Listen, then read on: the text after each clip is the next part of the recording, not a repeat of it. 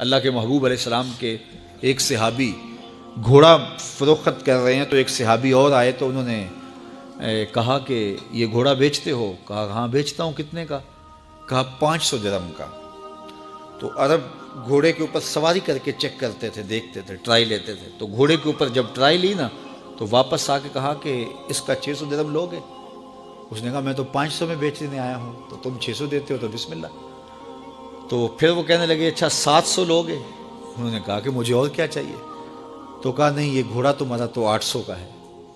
وہ کہنے لگے ہاں میرا گھوڑا 800 کا ہے۔ تو کہا پھر 500 کا کیوں بیچ رہے ہو؟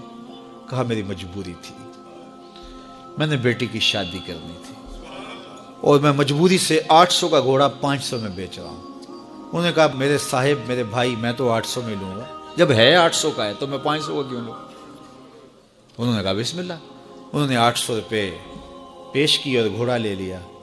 تو کہا کہ میری تو مجبوری تھی کہ میں نے بیٹی کی شادی کرنی تھی اور میں اس لیے گھوڑا 300 سستا بیچ رہا تھا، اور تم نے 800 کا لیا جب تمہیں 500 کا مل رہا تھا۔ کہا میری بھی مجبوری تھی۔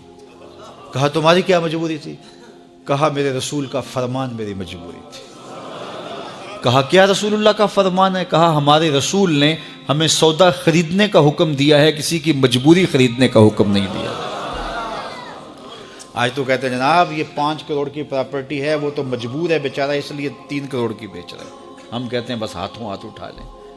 یار اگر کوئی بندہ اپنا گھر بیچ رہا ہے اس لیے کہ وہ مجبور ہے اور وہ 1 کروڑ روپے کا ہے، تو ہم اس کو 50 کا کیوں خرید رہے ہیں؟ جب ہے 1 کروڑ کا، 1 کروڑ کا خریدے۔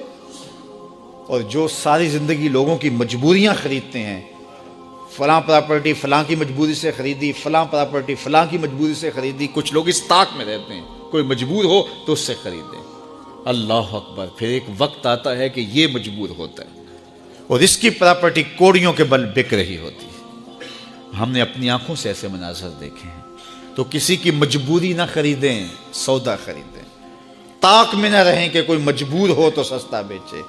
جو اس کی قیمت ہے اس کی قیمت سے لیں، پھر دیکھنا کہ عرش کا رب اس کے اندر برکت کتنے ڈالتا ہے۔